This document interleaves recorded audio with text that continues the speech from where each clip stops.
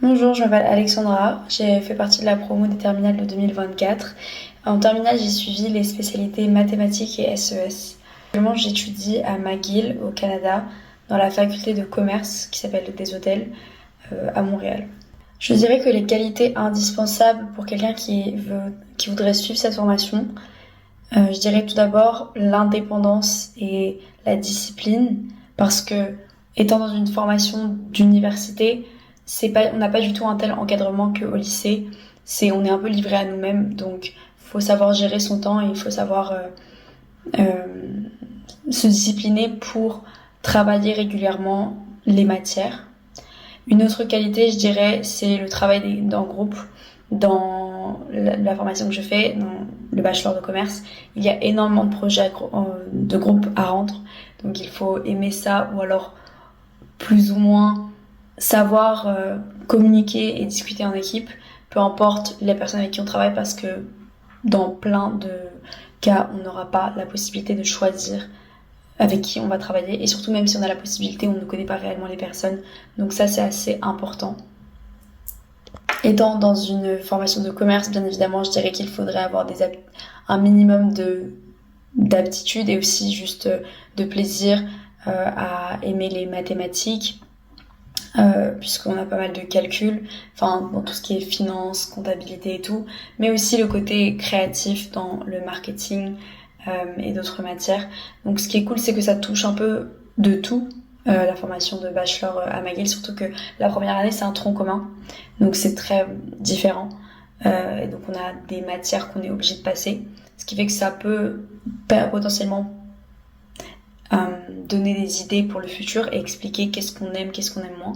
Mais c'est vrai qu'une certaine aptitude au calcul, à la logique, à la réflexion sur l'entreprise, sur le monde de l'entrepreneuriat, sur les marchés, c'est un peu nécessaire pour cette formation, en tout cas pour apprécier ce qu'on étudie, quoi.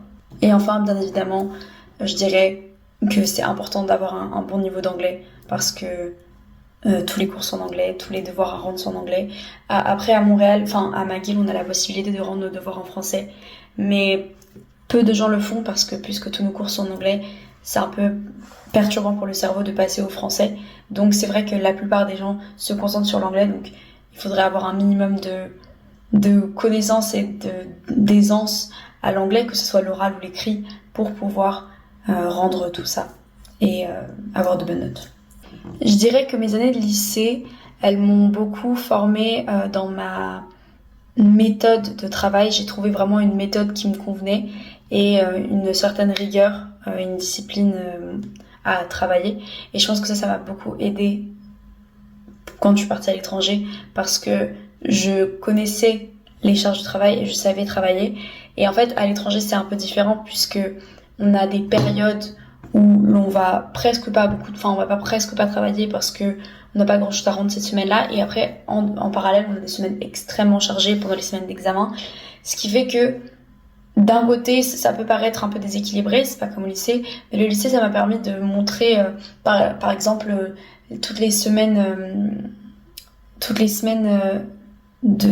d'épreuves groupées, ça a été comme une sorte d'introduction à des semaines d'examen que j'ai pu avoir ensuite à McGill, et ce qui fait que ça m'a vraiment permis de me discipliner et d'arriver à structurer et de m'organiser dans mon travail pour faire en sorte de réussir chaque matière, parce que comme à l'école, à l'université, chaque matière compte, et à l'université même encore différemment, parce que pour le coup toutes les matières ont le même coefficient, enfin en tout cas à McGill, ce qui fait qu'on ne peut pas juste rater une matière et se dire qu'on va rattraper l'autre. Normalement, enfin on peut pas compter sur un coefficient plus que l'autre. Donc c'est vrai que l'école m'a formée en termes de discipline et de rigueur, et bien évidemment aussi que ça m'a formée pour l'anglais, puisque la section bilingue m'a énormément aidée pour améliorer mon anglais, pour devenir à l'aise à l'oral, à l'aise à l'écrit, et donc ça m'a énormément aidée dans mes études en anglais. Et j'avoue que en arrivant, moi j'ai eu aucune difficulté à avoir mes cours en anglais, ça m'a pas du tout paru perturbant, même dès le début je me suis très rapidement habituée. C'était beaucoup plus compliqué de, je dirais, sociabiliser tous les jours en anglais, mais les cours en anglais, eux, m'ont paru assez simples. De même pour certaines matières qui m'ont aidée, bien évidemment les mathématiques. le niveau en mathématiques qu'on nous demande en école de commerce est bien en dessous du niveau requis pour la spécialité de mathématiques. Enfin, on a quelque chose... Non, on a vu les matrices qu'on n'avait pas vues en spé, mais ceux qui sont en maths expert, ils le voient quand même. Mais à part ça, globalement, à part si on veut se spécialiser en mathématiques, et ça on peut dans les années futures, mais sinon, globalement, on n'a pas besoin d'un niveau très très élevé en mathématiques, on a juste besoin des bases. Donc ce qui fait que ça nous donne une grande avance par rapport à d'autres élèves internationaux qui, eux, n'ont pas eu les mêmes cours en maths. Donc cette première année d'université, elle a été très très intéressante, mais c'est vrai que j'ai eu des difficultés, mais j'ai pas eu vraiment des difficultés scolaires, ça allait. C'est juste j'ai dû au début m'habituer un peu au système plus américain parce que les contrôles sont faits de manière très différente. On a peu de contrôles, mais on a des grosses semaines et des grosses périodes d'examen, donc c'est un peu différent puisque tout se réunit, comme je l'ai expliqué, en une période condensée, donc on doit vraiment réussir cette période et on n'a pas vraiment de possibilité de se rattraper autrement. Donc ça a été un temps d'adaptation, et je dirais l'autre temps d'adaptation, c'est que les examens sont différents dans le sens où c'est la plus souvent des QCM. Donc au début on se dit que ça va être simple, sauf qu'en fait non, pas du tout. Les QCM c'est très très dur parce que toutes les réponses se ressemblent, et donc c'est vraiment une autre méthode d'évaluer les élèves, mais c'est aussi très intéressant. Mais je dirais que mes plus grandes difficultés ont été surtout au niveau personnel, au niveau d'adaptation, de partir à l'étranger, de recommencer à zéro et de en fait arriver dans un pays où on doit, comme je l'ai dit, sociabiliser dans une autre langue et refaire toute sa base, que ce soit en amitié, ne pas avoir sa famille à côté de soi, trouver des bonnes personnes et juste se sentir à l'aise tout simplement dans son quotidien, dans sa vie. Et voilà, c'est des choses qui prennent du temps. Et c'est des choses que, naïvement, je pensais qu'il allait prendre moins de temps que ça. Et je me suis dit que je vais arriver, que ça va être facile et simple et que je vais me faire des amis en 2 secondes. Sauf que non, c'est pas comme ça que ça marche. Ça prend du temps. C'est des choses qui requièrent de la patience, et aussi juste qui sont pas si simples que ça. De trouver quelqu'un, de se sentir bien, de ne pas se sentir seul. Et voilà. Et donc, ce qui va bien évidemment avec la question suivante sur le sentiment de solitude. Oui, bien évidemment que je l'ai ressenti plus que jamais, ce sentiment de solitude. Et encore, c'était quelque chose qui m'avait beaucoup étonnée. Parce que moi, normalement, j'ai jamais été quelqu'un j'ai jamais été quelqu'un qui avait peur de la solitude. J'ai toujours été à l'aise avec moi-même. Mais là, c'était vraiment quelque chose où c'était une solitude très très ressentie. Une solitude pas nécessairement voulue. Et c'est vrai que ne plus avoir personne autour de soi et être livré à soi-même, c'est dur. C'est psychologiquement assez dur. Et je l'ai beaucoup ressenti, ce sentiment de solitude, surtout au début, quand on a personne. Au fur et à mesure, on le ressent de moins en moins, où on s'y habitue.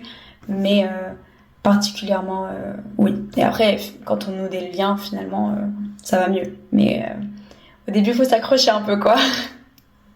En termes de frais de scolarité, étant donné que la France a un contrat avec le Québec, nous on paye les frais de scolarité des étudiants canadiens et non internationaux.